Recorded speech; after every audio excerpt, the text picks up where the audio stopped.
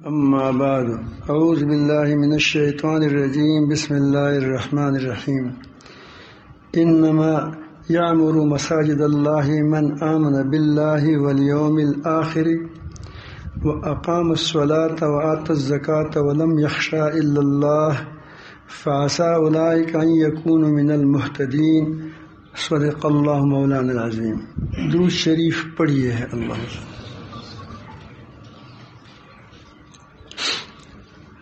سامنے بیٹھے تاکہ آواز آ جائے.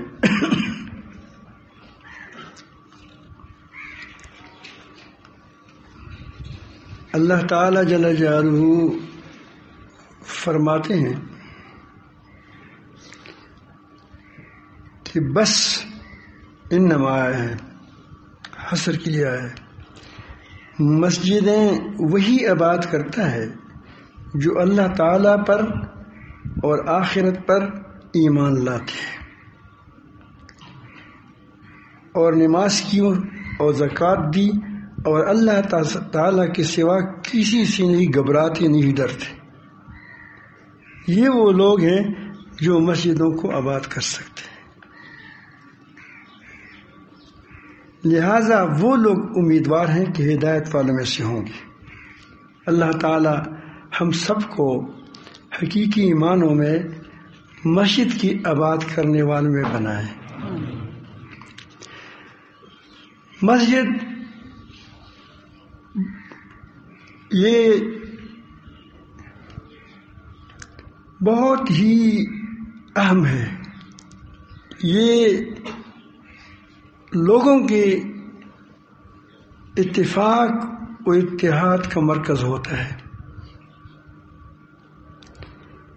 اللہ تعالی جل جلالہ نے انسان کو دنیا میں پیدا کرنے سے پہلے فرشتوں کے ذریعے پہلے کعبہ کی تعمیر کی.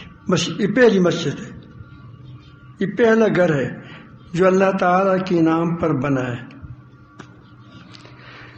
آدم علیہ السلام کے آنے کے بعد اللہ تعالیٰ جل جلالہ نے ان کے ہاتھوں سے اسی جگہ پر تعمیر کی، گارے پتھر سے.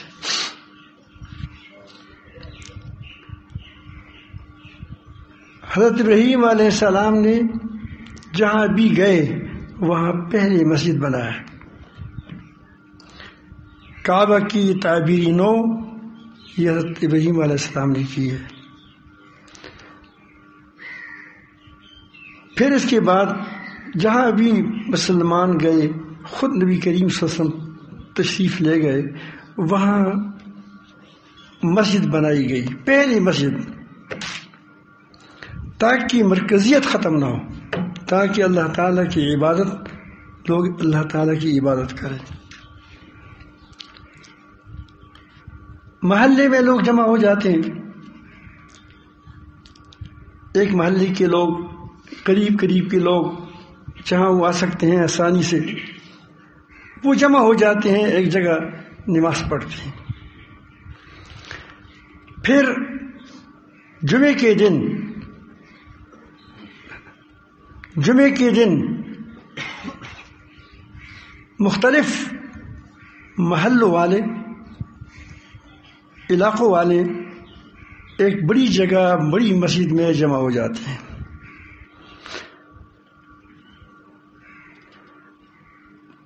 تاکہ ہفتے میں روزانہ 5 نمازوں میں لوگ ملے، اللہ تعالیٰ کی عبادت کریں، مل جل کر رہیں. پھر ہفتے میں ایک بار دور کے علاقوں والے بھی اس میں شامل ہو جائیں. اس کے لیے پھر خطیب ہوتا ہے، امام ہوتا ہے، وعظ کرتا ہے، نصیحت کرتا ہے، لوگوں کو جوڑتا ہے. پھر عید کے دن یہ ساری جمعوں والی بھی ایک ہی جگہ پہ اکٹھے ہو جاتے ہیں تاکہ پوری قوم اکٹھی ہو جائے. پھر عرفات میں وہ چیدہ لوگ جن کے پاس اتنی طاقت ہو مالی کہ وہ وہاں پہنچ سکے یا وہاں حج کر سکے، استعداد ہو، وہ جاتے ہیں. وہ سال میں ایک بار جاتے ہیں، پوری عمر میں ایک بار فرض ہے۔ تو اس طرح اللہ تعالی جل جلالہ کے نام کے بلند ہونے کا ایک ذریعہ بھی ہے، بہت بڑا ذریعہ ہے، اور اس میں اللہ تعالی جل جلالہ پر، اللہ تعالی کے نام پر لوگوں کو جمع ہونا ہوتا ہے کہ ہم سارے ایک رب العالمین پر اکٹھے ہیں، اس کی رسول پر اکٹھے ہیں۔ یہ شیطان کو بہت زیادہ اور شیطانی طاقتوں کو مسجد سے بہت پرخاش ہے، ہم پڑھنے میں پرخاش کہتے ہیں، بہت اس سے کٹکتا ہے، اس کو ان سے بہت زیادہ چڑ ہے کہ یہ مسجد موجود ہوگا تو ہماری چالیں کامیاب نہیں ہوں گی۔ اس لیے اس کا بہت بڑا ہدف شیطان کا، جس طرح دوسری امور ہیں، یہ بھی ہے کہ مسجد کے اندر بگاڑ پیدا کیا جائے۔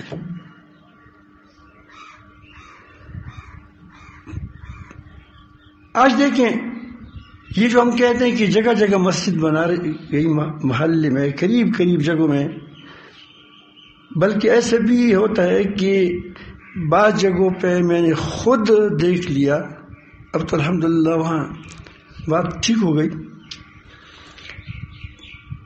کہ جب مغرب کی نماز ہو گئی تو دونوں جگہوں جب وہ جو امام قرات پڑھتا یا اللہ اکبر کہتا تو دوسری مسجد والے کیا ہوتے تھے، اس کا پتہ نہیں چلتا کیا ہمارا امام اللہ اکبر کا ہے یا اس کے امام نے اللہ اکبر کا ہے، اتنے قریب قریب تھے۔ شاید یہاں بھی کوئی بوٹ بیٹھا ہوگا، اس نے اس کا نظارہ کیا ہوگا، بالکل درمیان میں دیوار کھینچی ہے، ایک مسجد کے اندر۔ محلے کی مسجد کا حال یہ ہوا، اور جس کو ہاتھ میں لاٹھی آ گئی، جس نے پڑھا تھوڑا سا، اس نے جمعے کی نماز اپنی جگہ شروع کی۔ کہتے ہیں کہ ہمارے امام حنیفہ جائز ہے، لیکن انہیں تو آسانی کے لیے کہا تھا، بلکہ ہمارے دوسرے ائمہ وہ تو کہتے ہیں کہ اگر ایک بڑا شہر ہو، درمیان میں اس کی پل ہو ایک دوسرے کی طرف، اگر پل ٹھیک ہو تو جائز نہیں ہے، تاکہ اجتماعیت کام رہے۔ جب بھی وہ اس طرح بڑے بڑے شہروں میں اگر ایسا موقع آتا ہے کہ وہ دوسری پڑھاتے تھے تو درمیان کی پل کو گرا دیتے، نیچے کر دیتے، وہ لکڑیوں کے پہلے پل ہوتے تھے۔ تو ہم نے تو مساجد کا جو حشر کیا وہ تو ہم نے کیا۔ دوسری بات، مسجد کے اندر بہت زیادہ جو بڑی اہم چیز ہے وہ ممبر و محراب ہے۔ ممبر و محراب ہے، یہ ممبر و محراب لوگوں کو جوڑتے ہیں، اور اسی کو شیطان نے ہدف بنایا اور اس کو افتراق و انتشار کا ذریعہ بنایا۔ جب ممبر و محراب سے ایسی باتیں شروع ہو جاتی ہیں جو غیر ضروری ہوتی ہے، بنیادی باتیں نہیں ہوتی، اختلافی باتیں ہوتی ہیں، تو ظاہر ہے کہ ہر مسلک کی بنیاد پر ایک مسجد بن جائے گا، ہر رائے کی بنیاد پر ایک مسجد بن جائے گا۔ بنیادی عقائد ایک ہے، اللہ ایک، رب العالمین ایک ہے، سب ہمارا ایمان ہے، اور رسول ایک ہے صلی اللہ علیہ وسلم، کعبہ ایک ہے، جس طرف رخ کیا جاتا ہے وہ ایک ہے، قبلہ ایک ہے، اور بنیادی مسائل، بنیادی عقائد ایک ہے، سب اللہ تعالیٰ کو ماننے والے، رسولوں کو ماننے والے، فرشتوں کو ماننے والے، سارے جو جتنے بنیادی عقائد ہے ختم نبوت کو ماننے والے، ساری کی ساری کیا ہے؟ عقائد ایک ہے۔ اب اختلاف کس پر چیز ہوا کہ یہ ہاتھ کہاں باندھتے ہیں ان لوگوں کا مسجد ہے۔ اب خدا نہ کرے کہ ایسا نہ ہو کہ سیاسی بنیادوں پر بھی مسجد تقسیم ہو جائیں کہ فلان پارٹی کا مسجد ہے، اس میں فلان پارٹی کی باتیں ہو رہی ہیں، تو وہ پہلے تو نظریات کی بنیاد پر، صرف رائے کی بنیاد پر، رائے کے اختلاف کی بنیاد پر مساجد بنتی تھی، اور خطرہ ہے اللہ نہ کرے کہ کل یہ سیاسی جمہوری گروہ بندیوں کی وجہ سے کیا ہو، یہ مساجد تقسیم نہ ہو جائیں، تو یہ بہت بڑا فتنہ ہوگا۔ تو جو جگہیں ہمارے لیے اتفاق و اتحاد کی بنیاد تھی، اتفاق و اتحاد کا ذریعہ تھی، ان کو ہم نے اپنے ہاتھوں سے افتراق و انتشار کا ذریعہ بنایا، اور اس میں زیادہ تر ہماری مفاد پرستی اور اپنے نام و نمود۔ میں نے کہیں دیکھا تھا کہ حضرت عمر فاروق رضی اللہ عنہ کے زمانے میں ایک خطیب نے مسجد میں تقریر کرنا چاہا، تو حضرت عمر فاروق رضی اللہ تعالیٰ عنہ نے سختی سے منع فرمایا، اس کو تقریر نہیں ہونے دیا۔ وہ اللہ تعالیٰ کی بات بیان کرتا تھا، لیکن انہوں نے بانپ لیا کہ اس کو اپنی شہرت کا ذریعہ بنائے۔ تو جو اپنی شہرت کے لیے کوئی کام کرتا ہے تو کیا وہ اللہ تعالیٰ سے ڈرتا ہے یا اپنے آپ کے لیے کام کرتا ہے؟ آپ مجھے بتاؤ، اب بات کون کرنے والی کون ہے؟ جو کسی ڈرتے ہو؟ ہم نے صرف یہی سوچا ہے کہ بس ڈرنے کا مطلب یہ ہے کہ اللہ سے خوف ہو، نہیں۔ آج تو ہماری جو بہت سے ائمہ ایسے ہوتے ہیں کہ وہ جو قوم کے لوگوں نے پارٹی بنائی ہے، اس کو کیا کمیٹی بنائی ہے، اس کے متحد ہوتا ہے، اس کے خلاف وہ رکوع بھی نہیں کر سکتا۔ جب رکوع میں سجدے میں جاتا ہے تو دیکھتا ہے کہ وہ پہلے جاتے ہیں تو ہی پہلے جاتا ہے، وہ قوموں کو نہیں چلاتا، پیچھے کمیٹی والے اس امام کو چلاتے ہیں۔ یہ ہے یا نہیں ہے؟ اب مفاد کیا ہے؟ پھر مجھے مسجد سے نکالیں گے تو کارخانے سے نکال لیں گے۔ چونکہ آپ اہل علم ہے، الحمدللہ آپ کو پتہ ہے کہ یہاں ہمیشہ اہل علم کا ایک بڑا روزانہ بہت زیادہ تعداد میں لوگ ہوتے ہیں، کبھی بہت زیادہ ہو جاتے ہیں، ہزاروں تک پہنچ جاتے ہیں۔ تو ہم نے اس کا منبر اور محراب کا استعمال اتنا غلط کیا، نشر و اشاعت کا، کہ محض ہم نے اس کو طعن، تشنیع اور آج دوسرے کے خلاف استعمال کرنے لگے۔ لو اسپیکر کو دیکھیں، یہ ہم نے لوگوں کے ایک ایذا دینے کا ذریعہ بنا دیا۔ لوگ متنفر ہو رہے ہیں، لوگ علماء سے متنفر ہو رہے تھے۔ ایک وقت وہ تھا کہ ایک علاقے میں ایک عالم ہوتا تھا اور اس پر لوگ اکٹھے ہوتے تھے اور لوگوں میں اتفاق و اتحاد ہوتا تھا۔ آج وہ وقت ہے کہ جہاں جس ایک علاقے میں سینکڑوں کبھی ہزاروں بھی ہوتے ہیں علماء ہوتے ہیں، اور ہزار گویا جماعتی ہو جاتی ہے، نمازوں کی جماعت نہیں، پارٹیاں ہوتی ہیں نظریات کی بنیاد پر. تو ہم نے کیا کیا، اس مسجد کو جو انتشار اتفاق و اتحاد کا ذریعہ تھا، ہم نے اس کو انفشار انتشار آپس میں نفرتوں کو ذریعہ بنا دیا. میرے خیال میں آپ اس سے اتفاق کریں گے کہ ایسا ہے. ایسا ہے. یہ دراصل امت مسلمہ کے ساتھ اور مساجد کے ساتھ اور مساجد میں چندہ دینے والوں کے ساتھ بہت بڑی خیانت ہے. اتنی بڑی خیانت ہے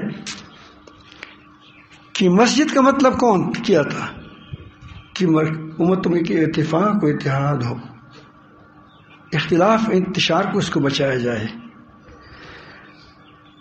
اور ہم کیا کرتے ہیں، ہم اس کو زبانوں کو غلط استعمال کرتے ہیں، تان کرتے ہیں دوسری لوگوں پر، اور غیر بنیادی غیر ضروری مسائل کو چھیڑتے ہیں برسر ممبر، جس کی کوئی ضرورت نہیں ہوتی. صرف گویا اس کو کہتے ہیں ذہنی عیاشی کرتے ہیں. کیا تھا؟ ذہنی عیاشی کرتے ہیں. ذہن میں جو بات آئی بس وہ کرتے ہیں. اخبار میں جو بات دیکھی وہی ممبر پر آتے ہیں کرتے ہیں. جو بات اوپر آسمان کی میڈیا میں وہ نہیں، وہ جو ہوتا ہے کہ واٹس ایپ وغیرہ وغیرہ، وہاں دیکھا اور نہ تحقیق ہے نہ کچھ ہے، بات شروع ہو گئی. آج فلاں نے اس طرح کیا ہے، فلاں پارٹی نے اس نہیں کیا ہے. تو میں آپ سے بتاتا ہوں کہ کیا یہ غلط استعمال جو لوگ اسپیکر کا ہوتا ہے، جو مسجد کا ممبر و محراب کا ہوتا ہے، جو لوگوں کے اندر اتفاق و اتحاد کے بجائے انتشار پیدا کرتا ہے، یہ مسجد کے ساتھ ممبر و محراب کے ساتھ امت مسلمہ کے ساتھ خیانت ہے یا نہیں؟ تمہیں اللہ تعالی جل جلالہ نے اس لیے تو کیا یہاں پر بٹھایا تھا کہ تم لوگوں کو جمع کریں، ان کے دلوں کو جوڑ دیں، ان کی آپس کی نفرتوں کو ختم کر دیں. نبی کریم صلی اللہ علیہ وسلم کے زمانے میں، مبارک زمانے میں، وہاں ایک طرف اصحاب صفہ بیٹھتے تھے اور وہ تربیت تعلیم حاصل کرتے تھے. آپ نے وہاں دیکھا، وہاں استماعت الوفود بھی لکھا ہے.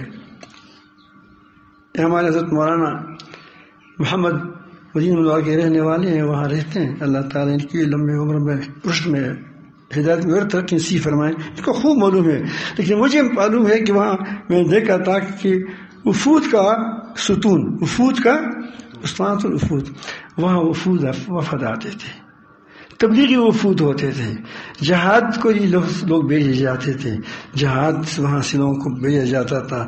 لوگوں کے لیے تبلیغ کے لیے کوئی آتا تھا ہمارے علاقے میں، لوگ وہاں بھیجتے تھے. نئے مہمان آتے تھے، اس میں وہاں مختلف قسم وہاں ستونوں کے نام بھی لکھے ہیں. چھوٹی سی مسجد تھی، جتنے بڑی بڑی کاموں کی ابتدا ہوئی آپ دیکھیں، اس کی پہلی چپر سی مسجد ہوگی. کیا ہوگی؟ وہ چپر سے شروع ہوگا، لیکن کام کتنا ہوگا؟ بہت بڑا ہوگا. تو یہ تو مختلف قسم کے محنتوں کا یہ مرکز ہوتا تھا مسجد. اس میں محنتیں ہوتی تھی اور ساری محنتیں ایک ہوتی تھی. اب اگر ہماری مسجد میں ہم محنت بھی کرتے ہیں تو جب جہاد والا اٹھتا ہے تو وہ اس کو اس وقت تک طبیعت اس کی وہ تازہ نہیں ہوتی جب تک دوسری جو کیا وہ شعب والوں پر رد نہ کرے. تبلیغ والا اٹھتا ہے تو اس وقت تک اس کو آرام نہیں آتا جب تک دوسری تمام کو کیا بات نہ کرے. یہ میں ہر تبلیغی کے بارے میں نہیں کہتا، ہر مجاہد کے بارے میں نہیں کہتا. الحمدللہ مجاہدین مبلغین کے اندر وہ لوگ ہیں کہ وہ اس کی پاؤں کے خاک تک بھی نہیں پہنچ سکتے. ایسے لوگ ہیں، ایسے دیندار، ایسا صالح لوگ، لیکن کچھ ایسی بھی ہیں. میں کہتا ہوں کہ ایک آدمی جب خرابی کرتا ہے تو پوری معاشرے کو خراب کرتا ہے. مجھے پښتو کې یو مثال ده چې یوه غوا په غوجلې کې متیازې وکړي ټولې بدنام وي. ایک گائے وہ جو اس کا جگہ ہے اس میں پیشاب کرتے تو ساری گائے بدنام ہو جاتی ہیں. تو لوگوں کے اندر عوام نہیں جانتے، عوام کہتے ہیں کہ یہ لوگ آپس میں لڑتے چھڑتے ہیں، لہٰذا اس کو کسی کے ساتھ اس کی محبت، لوگوں سے علماء سے محبت ختم ہو گئی، کمزور ہو گئی، اور یا ختم ہو گئی یا کمزور ہو گئی، یا اس کو علماء کو صرف اس لیے استعمال کیا جاتا ہے، بٹھیروں کی طرح لڑایا جاتا ہے. بٹھیروں کی طرح مجھے یاد پڑتا ہے کہ ایک بار جب ہم نئے نئے فارغ ہو گئے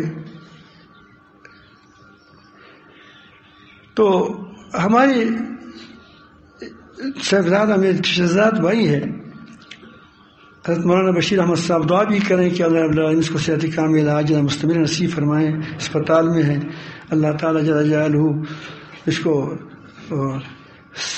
تندرست فرمائیں، اس سے ٹھیک ہو جائے گا، امید ہے اللہ تعالیٰ سے. اس نے ایک بار عشاء کے بعد بہت اچھی باتیں کی، بہت اچھا بیان کیا. تو کچھ لوگوں نے مجھے کہا کہ کل تم بیان کرو. اب یہ بیان اس لیے نہیں تھا کہ کوئی مجھ سے کوئی استفادہ کرنا چاہتے تھے، وہ کہتے تھے کہ بس میں اس کو لڑا دے. میں نے کہا کہ اس بیان کو ہضم کریں، اس پر عمل کریں جو ہو چکا ہے، جو بیان ہو چکا ہے اس پر عمل کریں انشاءاللہ. پھر جب اگر وہ میں دیکھ لیا کہ آپ اس پر عمل کیا ہے، پھر ہم مزید یا اسی درخواست کریں گے یا خود بیان کریں گے. تو یہ لوگ، یہ عوام جو ہوتے ہیں یہ بیوقوف ہے، لیکن علماء کی لڑائی میں بڑے ماہر ہیں، علماء کی لڑائی میں بڑے ماہر ہیں. تو آپ یہ ہم جو کرتے ہیں وہ بات کیا کرتے ہیں کہ ہم اس کو الٹا استعمال کرتے ہیں. ایک پیر صاحب بیان کرتا ہے، آپ کریں تصوف پر بیان کریں، لیکن اس کا مطلب یہ تو نہیں ہے کہ آپ بیان کرتے ہو تبلیغ والوں کی بھی مخالفت کرتے ہو کہ اس کے اندر اخلاص نہیں ہے، جہاد والوں کے لیے بھی اخلاف کرتے ہو کہ ان کے اندر اخلاص نہیں ہے، علماء کے اندر بھی رد کرتے ہو کہ اس کے اندر اخلاص نہیں ہے. تو گویا میں بھی بہت بڑا مخلص میں ہوں اور یہ تصوف سے ملتا ہے. یہ تم نے تصوف کو جانا ہی نہیں ہے، تم تصوف کی قریب ہی نہیں پٹکے ہیں. اگر تمہارے اخلاص ہوتا ایسی باتیں نہ کرتا. تو یہ ہماری محنتوں جو اکٹھی ہو کر پوری دنیا میں وہ انقلاب برپا کرتے تھے، اس مساجد، یہ ہم نے افتراق کو انتشار کا ذریعہ بنا کر دوسری قوموں کے لیے، کفار کے لیے، مشرکین کے لیے ترنے والا بنا دیا. ہم سے اپنے اپنے مفادات حاصل کرتے ہیں.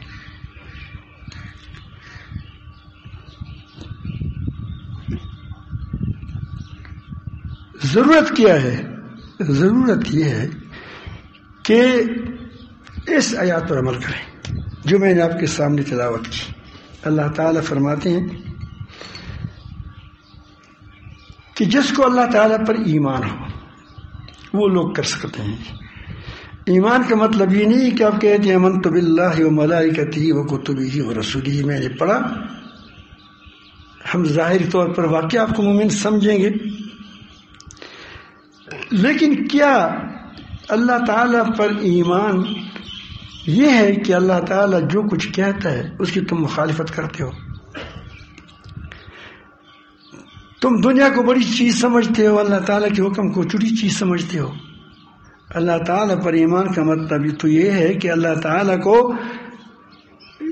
آپ کی آنکھ، دل کی آنکھ اتنی روشن ہو جائے. کل میرے ایک ساتھی نے مجھے امریکہ سے واٹس ایپ کیا تھا، مجھے رشک آیا، عالم نہیں تھا، ڈاکٹر تھا. وہ کہتے ہیں کہ مجھے جب بھی کسی طرف دیکھتا ہوں تو مجھے اللہ تعالیٰ کا جمال نظر آتا ہے. یہ چیزوں کی جمال کو دیکھ کر ظاہر ہے کہ جمال کس نے پیدا کی ہے, یہ حسن کس نے پیدا کی ہے, حسین مظاہر کس نے پیدا کی. اس میں نے یہ نہیں کہ صرف چیزوں کو دیکھتا ہوں, میں اس کے اندر اللہ تعالیٰ کی جمال کو دیکھتا ہوں. تو آپ کو کائنات کے اندر اللہ تعالیٰ کی قدرتیں نظر آئے, اللہ تعالیٰ کی طاقت نظر آئے کہ نفع و نقصان کا مالک ایک اللہ رب العالمین ہے. عزتیں اور ذلتیں اللہ تعالیٰ کے ہاتھ میں ہیں. ایک موقع تھا ہماری بڑی مخالفت ہو رہی تھی, خواہ لوگوں کے اندر ایک طبیعت ہوتی ہے. تو مجھے کس نے کہا, اپنے ایک ساتھی نے کہا کہ آپ جب اجتماع آپ کا ہوتا ہے جلسہ, تو آپ لوگوں کے نام نہیں دیتے کہ فلان آ رہا ہے, فلان آ رہا ہے, فلان آ رہا ہے.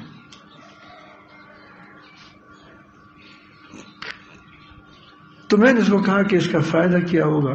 اس نے کہا فائدہ یہ ہوگا کہ جو مخالفتیں ہیں وہ کم ہو جائیں گی, کیونکہ اس میں بڑے بڑے اشخاص آ جائیں گے, اس جگہ کو مقبولیت حاصل ہو جائے گی اور لوگ آئیں گے اور یہ ہوگا وہ ہوگا. تو میں نے کہا کہ میں لوگوں کو اتنی تکلیف کیوں دوں, اس کا مطلب یہ ہے کہ میں اپنی شہرت چاہتا ہوں. تو اس سے جب میرے رب اس سے خوش نہیں ہوں گے تو میں اس ادارے کو کیا کروں گا, میں اس جماعت کو کیا کروں گا. اپنا کام کرے گا. اگر ایک اللہ تعالیٰ دو آدمیوں کے آنے سے راضی ہوتا ہے وہ دو بہت کافی ہے. ایک آدمی کی آنے سے راضی ہے وہ کافی ہے. نہ کہ میں اسی لیے لوگوں کو بلاؤں کہ تاکہ لوگ مجھ پر جو الزام لگاتے ہیں وہ ختم ہو جاتے ہیں. دیکھیے میرے پاس فلان آیا ہے, فلان آیا ہے, ثابت کرے طریقے میں نے کسی کو کہا.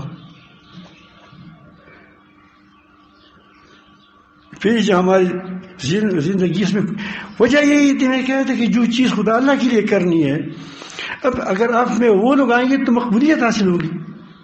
تو اگر کیا ہم مقبولیت کے لیے کام کریں, اس سے بڑی خبیث نیت کیا ہوگی. ہاں وہ ہمارے سر کے تاج ہوتے ہیں, جو آئے ہمارے پاس تو کچھ ہوتا نہیں ہے. آپ بھی دیکھتے ہیں, آپ ہمارے ساتھ یہاں رہتے ہیں, دال آپ کھاتے ہیں, وہی دال وہ بیچاری بھی کھاتے ہیں. عزت ہمارے دل میں عزت ہوتی ہے, ہم کہتے ہیں کہ اس کو سونے کے پہاڑ دے دیں, لیکن جس کے پاس ہو نہیں تو کیا کرے گا, وہ تو وہی دال کا پہاڑ دے دے گا. دال کی پہاڑ نہیں, دال کا دانہ دے دے گا, ایک دانہ. تو میں ایسا کرتا ہوں کہ ہماری تمام باغ و دوڑ اس لیے ہوتا ہے کہ مجھے شہرت مل جائے.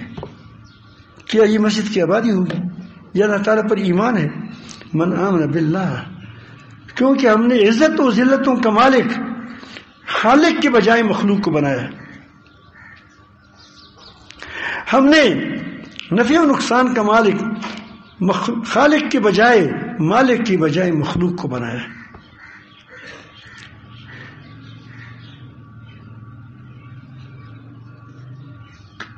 تو ایک تو یہ کہ اس کو اللہ تعالیٰ پر ایمان ہو. کس پر ایمان ہو؟